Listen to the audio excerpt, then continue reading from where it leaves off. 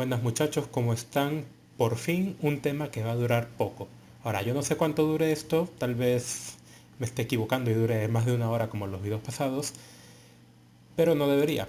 El tema de hoy día es timers, igual que la semana pasada, pero esta vez son timers de 16 bits. Entonces, es más complicado, sí, pero habiendo entendido los timers de 8 bits, entender esto solo es añadir un par de conceptos más. Entonces vamos a empezar. Primero, diagrama de bloques de timer de 16 bits. Vemos que es parecido al de 8 bits, pero agrega alguna que otra cosita más. Número 1 está el registro OCRC con su respectiva salida, o sea que aquí tienes no solo dos salidas de comparación, sino tres salidas de comparación. Número 2, un registro de control C, que ya vamos a ver cuál es su función. Y agrega el ICR, que es Input Capture Register, registro de captura de entrada, que ya vamos a ver también para qué sirve. El resto me parece que es lo mismo, exactamente lo mismo. Está ahí su timer overflow, sus banderas, todo igual que el timer de 8 bits. Esto funciona de la misma forma. Vemos que hay una diferencia que antes acá la flechita, esto iba directo al OCRA. En este caso va al ICR. Ya más o menos con eso pueden ir dándose una idea de para qué sirve esto.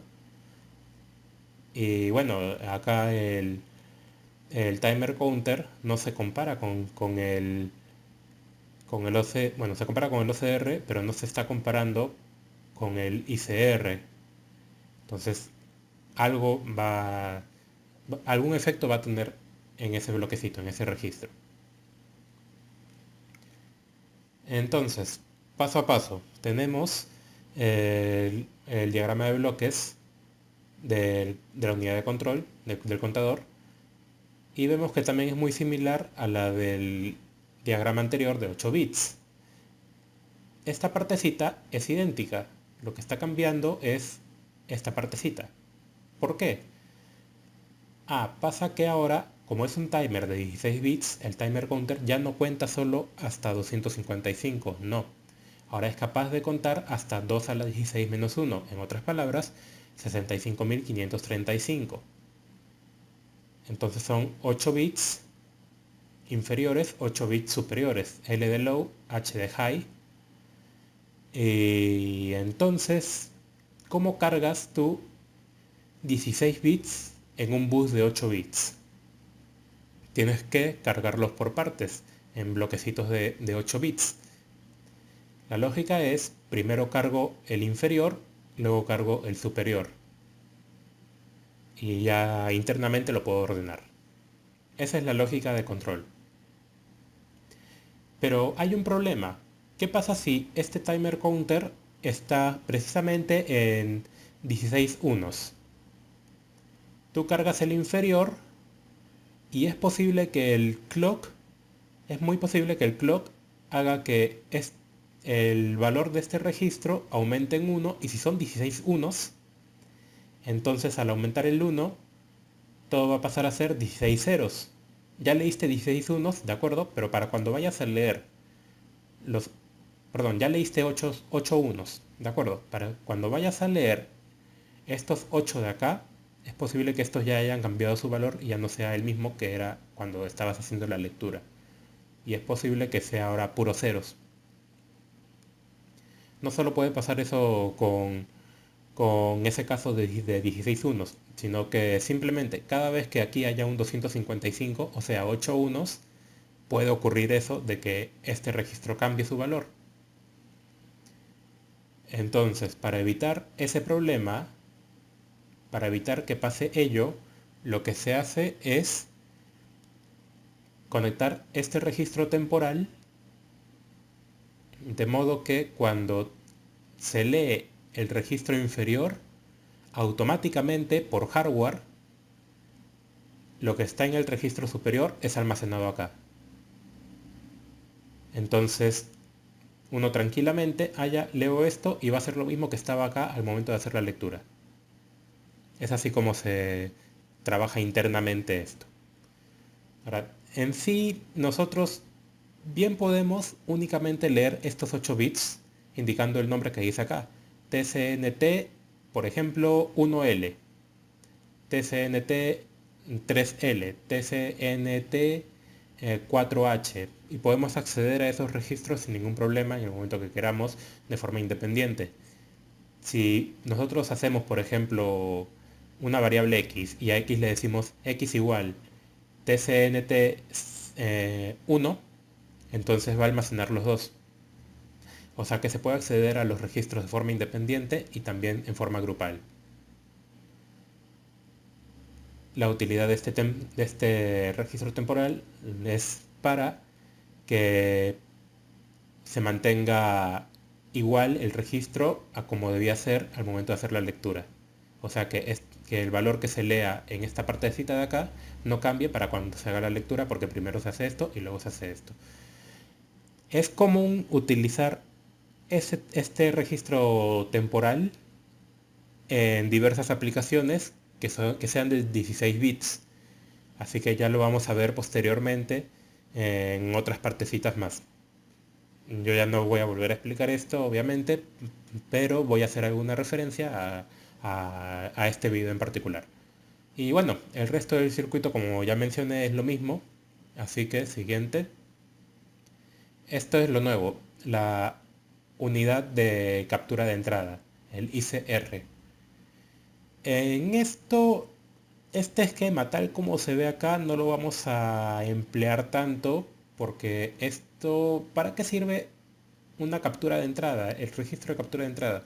Ok, este registro nace con la idea de que cuando haya una entrada en el registro se almacene el tiempo que demoró esa entrada en ser activada.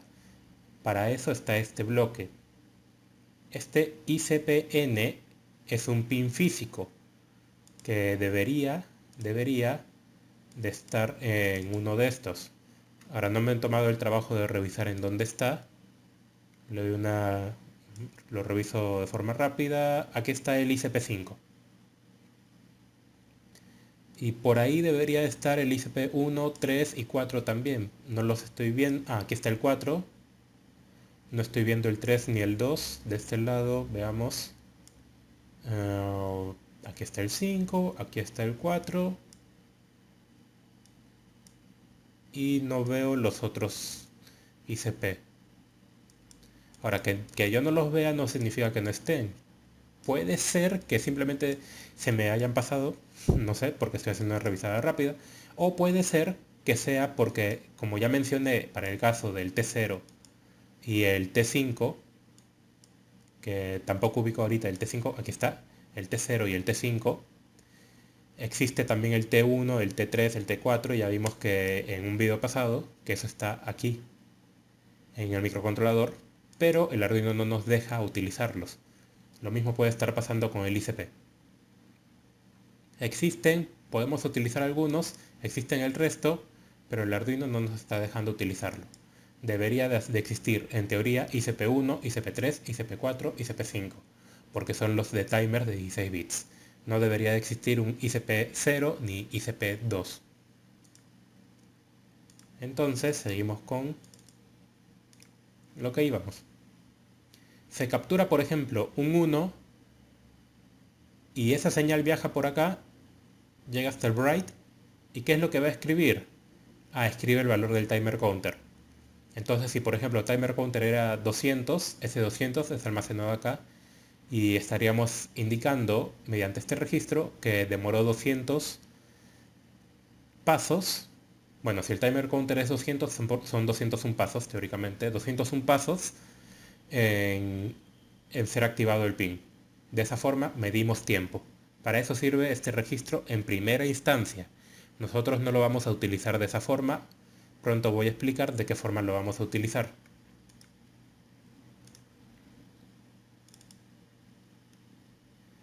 Así que tenemos, a ver, sí, ya. Tenemos, similar al caso anterior, del timer anterior, me refiero, el diagrama de bloques de la unidad de captura de salida por comparación, perdón. Ignoren todo esto de acá arriba, a excepción de este timer counter, ignoren el resto. ¿Y qué es lo que estamos viendo? Ah, el OCR se está comparando con el timer counter 16 bits, un comparador de 16 bits, y en base a eso viene el waveform generator y sale una señal que depende de la configuración. Es lo mismo que estaba en el otro caso, voy a ponerlo.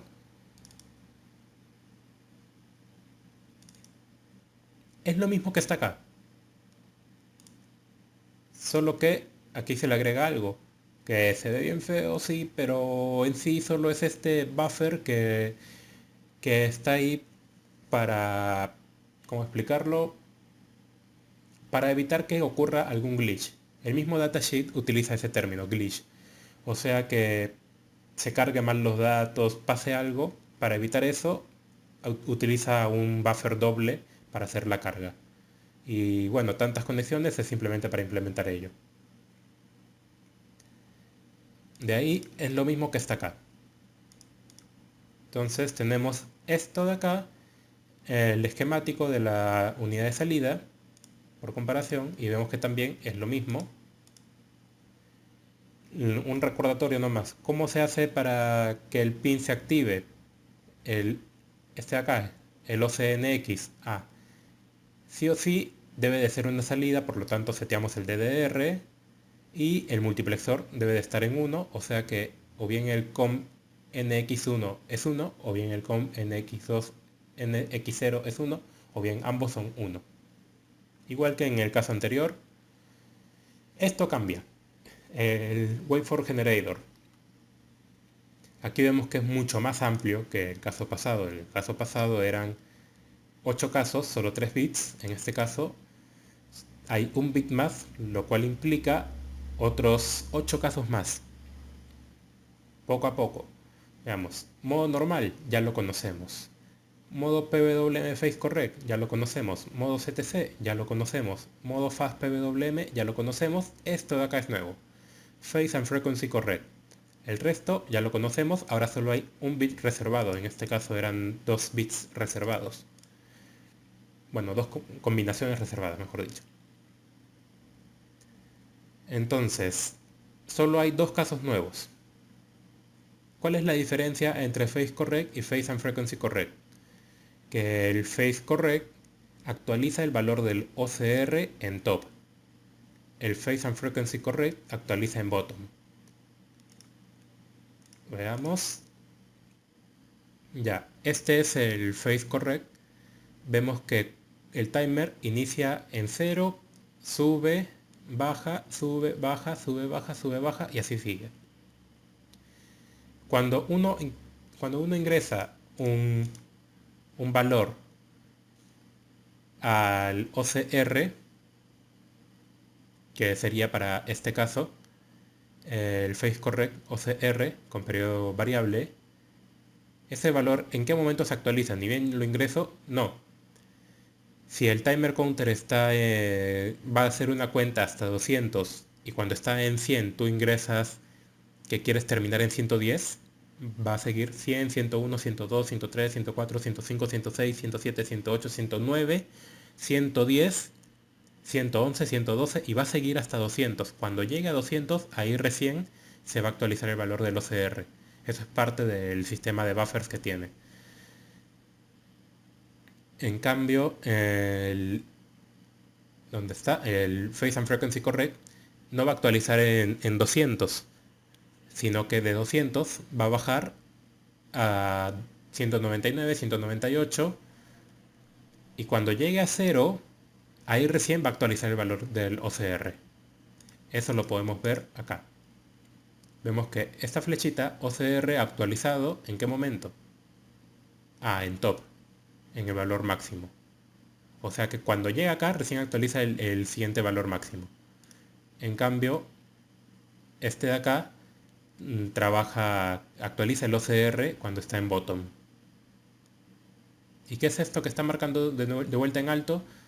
Ah, es la salida, el OCNA, la bandera.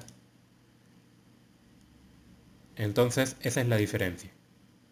El Phase Correct actualiza en top, el Phase and Frequency Correct actualiza en bottom.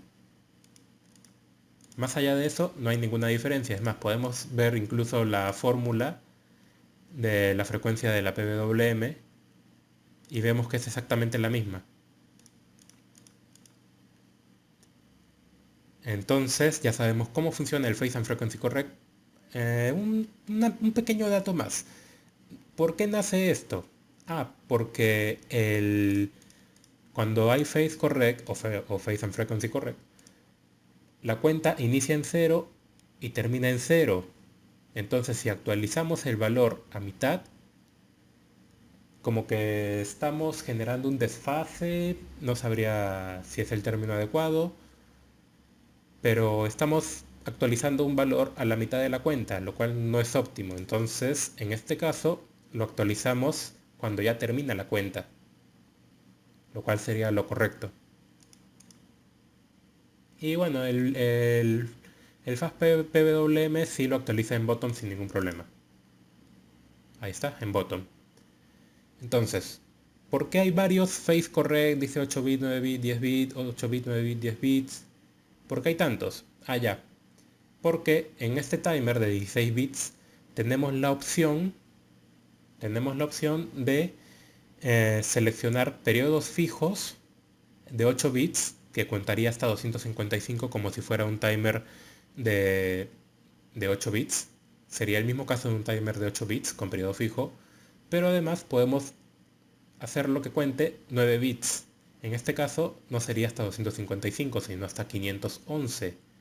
10 bits contaría hasta 1023 y siguen siendo periodos fijos, solo que ahora configuramos cuál de esos periodos queremos. Y no tenemos que utilizar un registro para que haga esa comparación.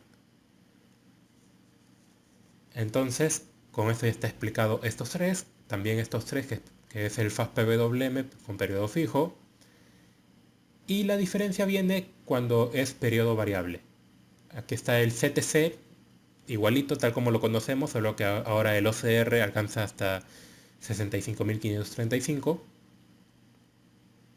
Y creo que acá mencioné que este espacio de acá hubiese sido como un CTC variable, entre comillas, porque es la misma configuración, solo que cambiando este bit de acá para que se haga periodo variable.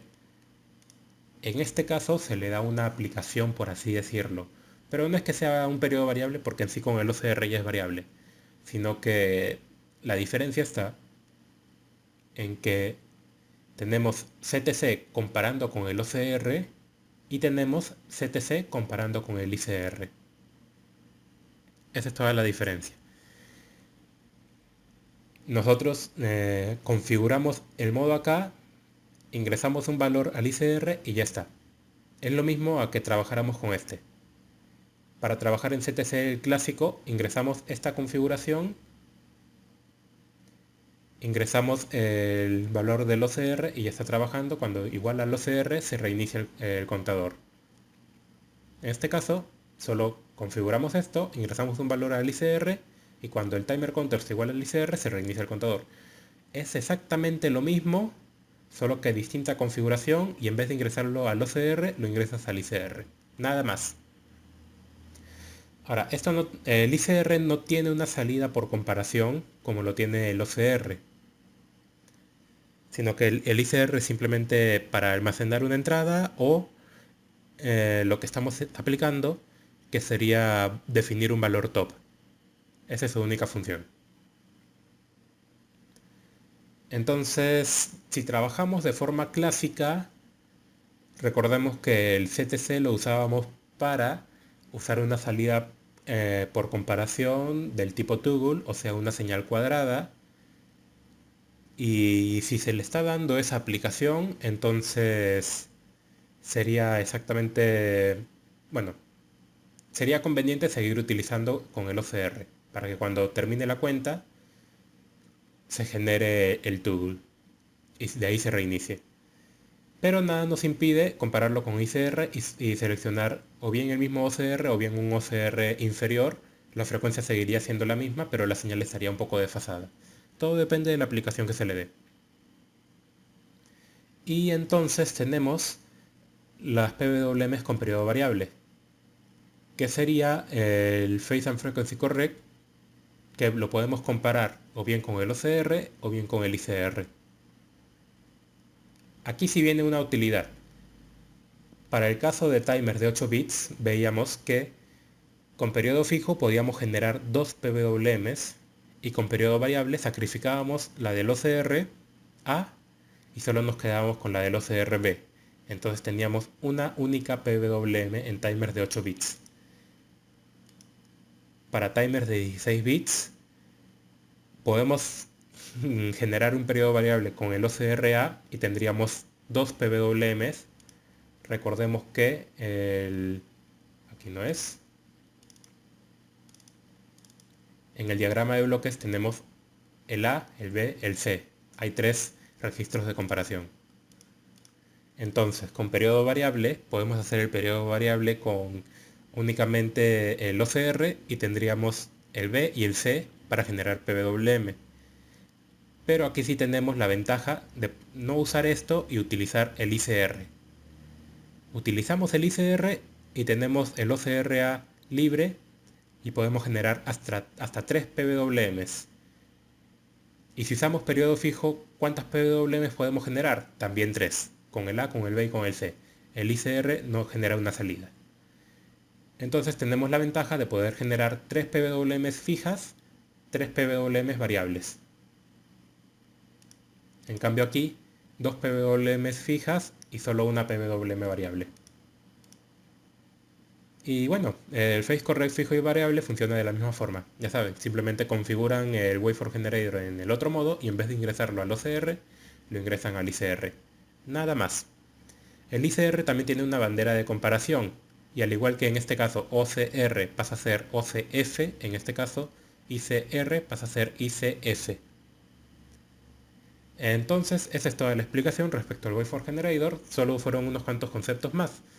La diferencia con el Phase and Frequency Correct, el hecho de que son 8, 9, 10 bits y bueno, el periodo variable que tenemos la ventaja de usar el ICR. Noten que si es de 16 bits debería de contar hasta 65.535.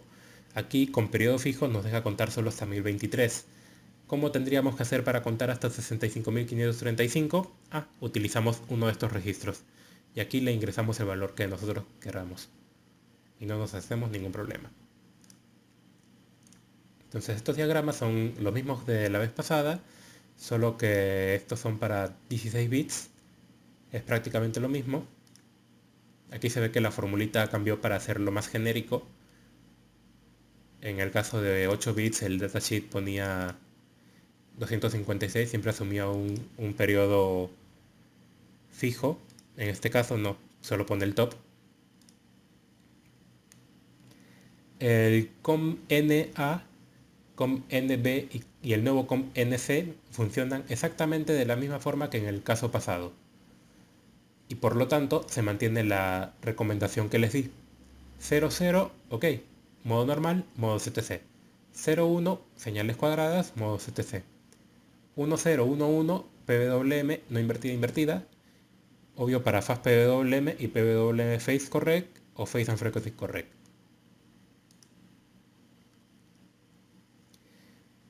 Este circuito es exactamente el mismo que mostré en timers de 8 bits. Ahí está, 18.2, bueno 18-2, es exactamente el mismo. ¿Por qué? Porque es el mismo sistema, el mismo circuito para todos los timers excepto el timer 2. O sea que es el mismo para el timer 0, timer 1, timer 3, timer 4 y timer 5. Entonces más explicación no es necesaria porque es exactamente la misma configuración. Y bueno, los registros. Vemos que está el Timer Counter Control Register A, que es casi el mismo de la vez pasada. Pero estos dos bits, que antes eran 0, aquí, bueno, antes eran reservados, aquí es para controlar al Compare Output Mode C. Obviamente para el registro OCRC y la salida OCNC.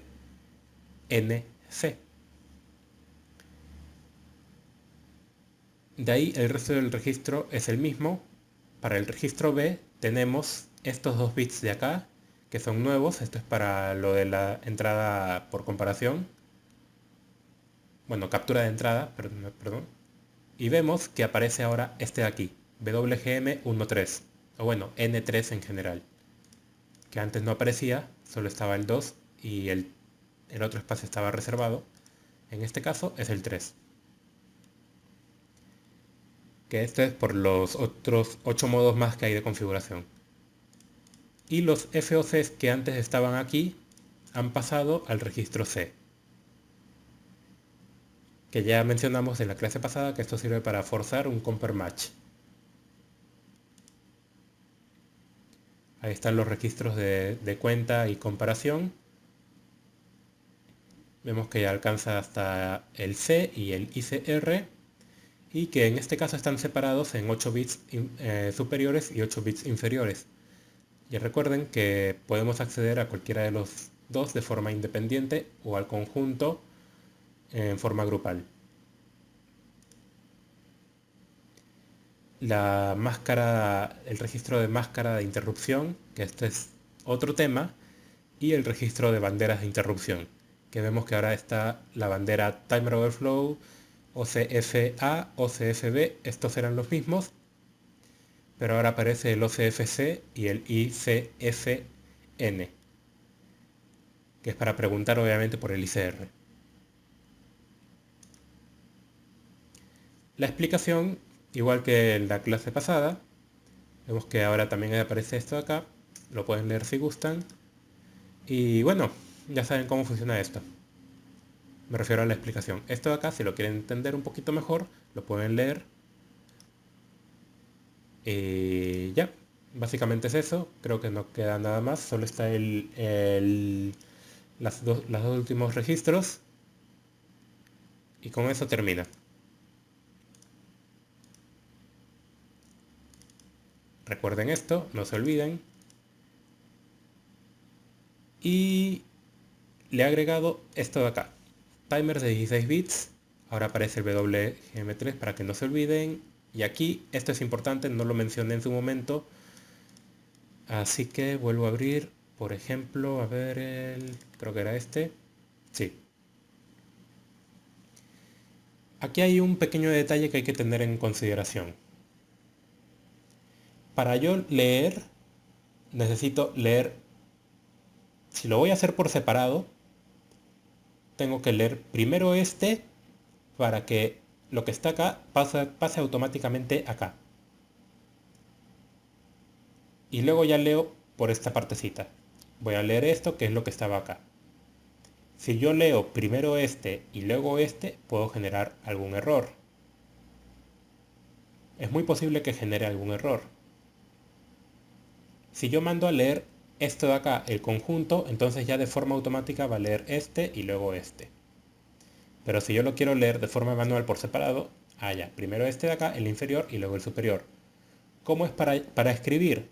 Puedo escribir al conjunto y lo hará de forma correcta, de forma automática, pero para que sepan cuál es esa forma correcta, si es que también quieren hacerlo ustedes manualmente, ya, entonces en conjunto primero se escribe en el superior y luego se escribe en el inferior para que trabaje de forma correcta.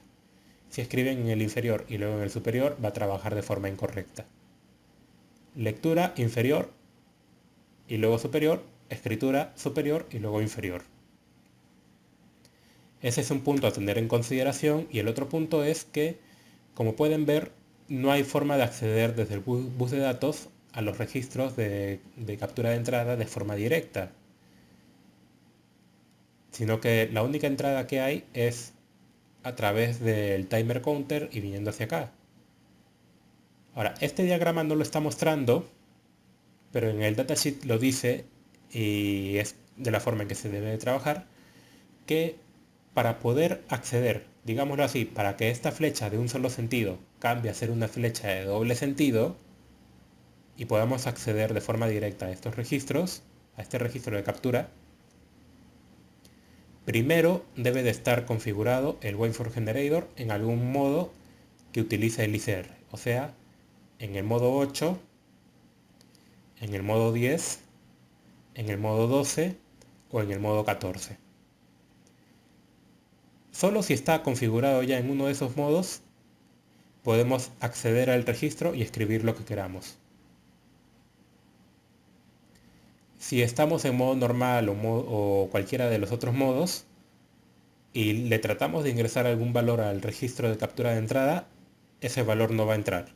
O sea, en la programación va a aparecer que sí estamos ingresando eso, pero al registro no va a entrar. Para que entre, ya saben, debe de estar configurado primero en el modo correspondiente. Eso es lo que he añadido acá. Dice de ser necesario asignar valores a los registros de comparación. ¿De acuerdo? No se olvide, esto lo he añadido, que es estrictamente obligatorio haber seleccionado un WGM adecuado antes de configurar el ICR. No se olviden de eso. Y bueno, el resto es lo mismo. Ya no puse los ejemplos porque son los mismos de la vez pasada. Así que ahí queda. Creo que sí, en efecto ha sido el video más corto que he hecho. Ya era hora. Y bueno, próxima clase vienen los ejercicios. Así que espero se haya entendido. Si no se entendió es porque no han entendido bien todavía el tema pasado. Así que si no han entendido, revisen el tema pasado. Y eso es todo por la clase de hoy día. Así que nos vemos en un próximo video. Hasta la próxima.